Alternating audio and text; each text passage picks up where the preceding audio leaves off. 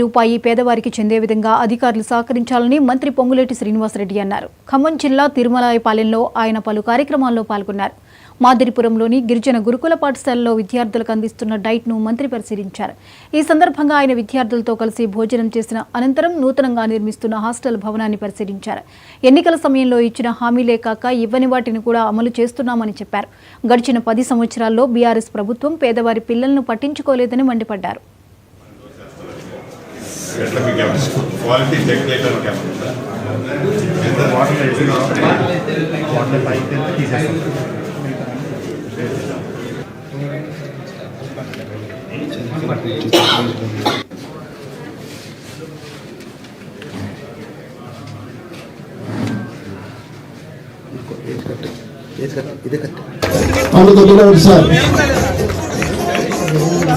Shri Additional Collector sir, we welcome you sir.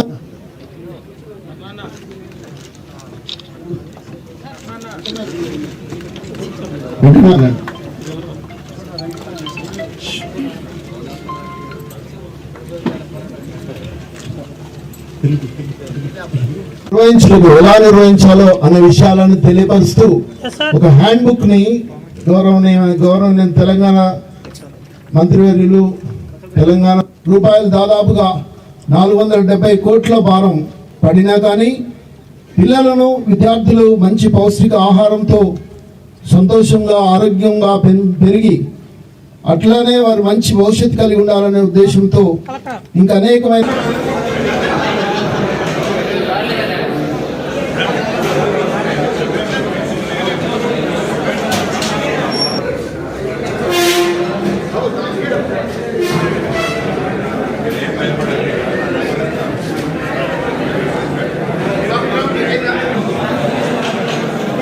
చెప్పుకుంటున్న నాయకులు అంటుంటారు మీరు హామీలు తీర్చలేదు అని.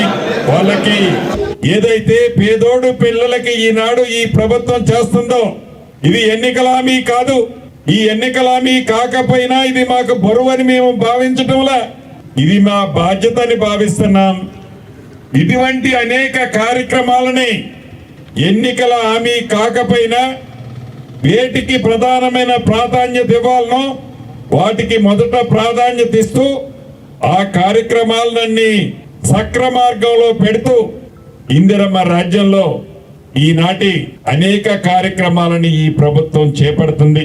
ఒకటైతే నిజం, ఇందిరమ్మ రాజ్యంలో విద్యకి వైద్యానికి పెద్దపీట వేశాం. పేదోడికి జబ్బు చేస్తే మంచి వైద్యం కార్పొరేట్ హాస్పిటల్కి ధీటుగా, ప్రైవేట్ హాస్పిటల్కి ధీటుగా గవర్నమెంట్ హాస్పిటల్లో ఈనాడు వైద్యం ఈ ప్రభుత్వం ఇస్తుంది.